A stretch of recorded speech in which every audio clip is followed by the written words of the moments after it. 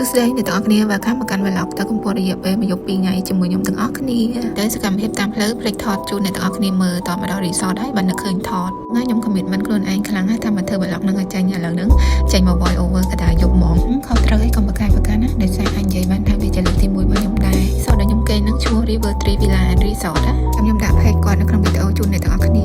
បន្ទាប់ពីមកដល់ធ្វើការ check in check in ហើយហ្នឹងយើងធ្វើការបន្តដំណើរទៅបន្ទប់របស់យើងនៅតាមផ្លូវហ្នឹងឃើញកង្កោបើកពងមក shoot ពេកទៅក៏ឈប់ថតមកផ្លេតទៅ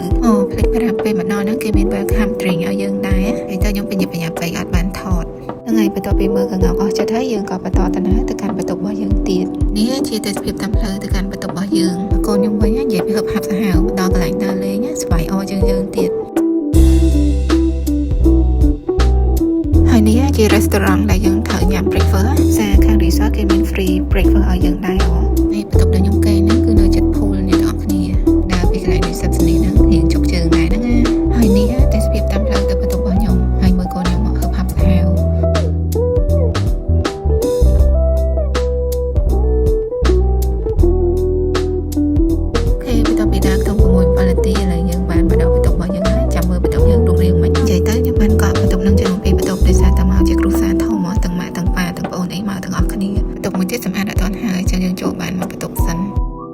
ចូលដល់បន្ទប់ភ្លាមសម្រាប់ចូលថតបន្ទប់ទឹកមុនគេទឹកនេះគេធ្វើដែរគេធ្វើកន្លែងបត់ជើងផ្សេងកន្លែងងូតទឹកផ្សេងនិយាយទៅបន្ទប់ទឹកគេ clean ស្អាតអ្នកទាំងអស់គ្នាតែមកស្អាតមិនតែឡាយរៀងគូសំដែរហ្នឹងណា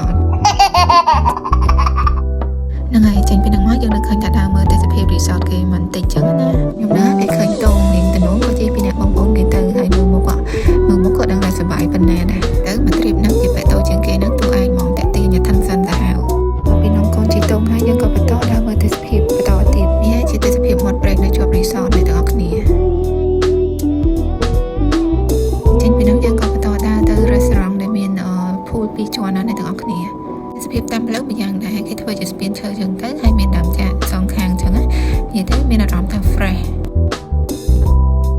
ណាក៏មកដល់ private villa គេអ្នកទាំងអស់គ្នាអាហ្នឹងគេមាន pool ដាច់ដោយឡែកជាលក្ខណៈឯកជនហ្មងតម្លៃក៏រៀងគួរសមដែរអ្នកទាំងអស់គ្នា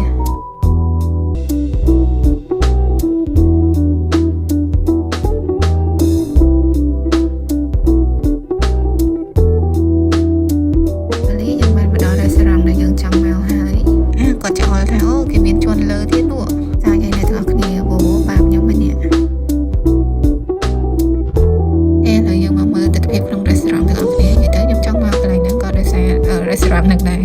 ឃើញគេ review តំណងពេកយកអ្នកទាំងអស់គ្នាឥ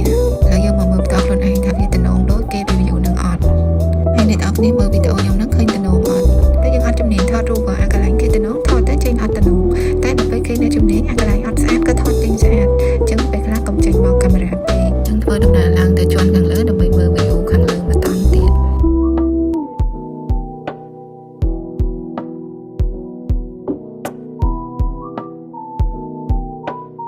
អ្នកទាំងអស់គ្នាខ្ញុំបានឡើងមកដល់ជាន់លើហើយជាន់លើហ្នឹងគេមាន pool ខាងលើមួយជាន់ទៀតពួកខ្ញុំវិញគេឃើញអាងទឹកនិយាយពីគេខ្វះកគេចង់ងូតមើលមុខជាមួយខ្ញុំថត view ពីលើនឹងទៅក្រោមឲ្យអ្នកទាំងអស់គ្នាមើល rate ឲ្យមែនដែរ view ចឹងអីមានចង់លេងអត់អ្នកទាំងអស់គ្នានិយាយទៅក្នុងតម្លៃបន្ទប់ដែលយើង booking ណាគេមាន free breakfast ហើយ activity មួយចំនួនដូចជាជិះកាយ៉ាជិះកង់ free sauna មានអីដែរតែដោយសារពេលខ្លីពេកខ្ញុំអត់បានធ្វើចឹង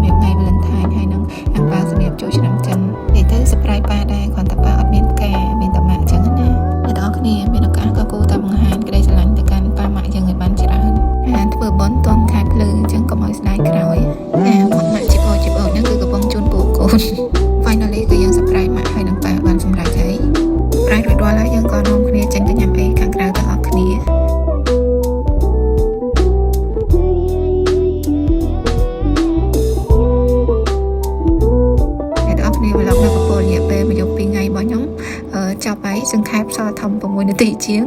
activity ថ្ងៃទី2ខ្ញុំអត់បានថតទេដោយសាររវល់ដល់លេងដែរអញ្ចឹងខ្ញុំដាក់ជារូបស្លឹកនៅtrongវីដេអូណាខ្ញុំថាអ្នកទាំងអស់គ្នាអត់ធុញហើយជួយគ្រប់គ្រងវីដេអូខ្ញុំផងណាអរគុណ